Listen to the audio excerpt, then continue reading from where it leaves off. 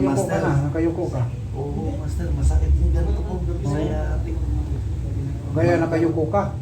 Oo, pag Ito? dumiretso, Hmm. mas gumagapang yung sakit dito. Kaya, Mas pabor kang yuko. mas nawawala yung sakit. Ang ano ka na lagi. Ayoko na. Kailan niya umatake? Ilang buwan na? Mga 6 na buwan na rin. Oo, marami ka na napuntahan. Magpapatherapy sana ako, kaso kailangan niya pa ng laboratory. Nakadalawang orto na ako. Laboratory, bakit di ka nagpa-laboratory? Ang taas uric mo. Nagpaano na ako, nag-MRI na nga, kaso nung sumunod na mga session, yung cancel na No. nung orto ko, di lumipat ako sa iba. Bakit cancel niya? Kina-cancel yung ano namin, yung session. Mayroon kang MRI. May Tingnan MRI. mo MRI, para alam natin. Ako talaga.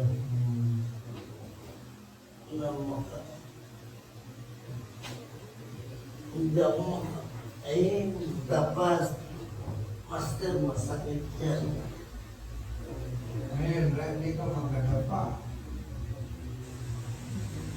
Makakanda pa, pero masakit. Ito, masakit yan. Maga ito eh. Hindi, alam mo. Magkatulong. Ang sakit. Yan o, bukulo. Grabe. Oo, hindi ka nagbuhat ng mabigat. Actually, nung nakaraan, naialis ako nang hindi sinasadya yung motor ko, nag-center stand, pero Ito, hindi ko kaya. walang malay. Walang malay. Talaga para sa akin, dahil nakikita niya. Pero, Ipit dito ang mga dugo. So dito, ang mga sibo, dito siya magtambay. Kasi nakaupo siya lagi.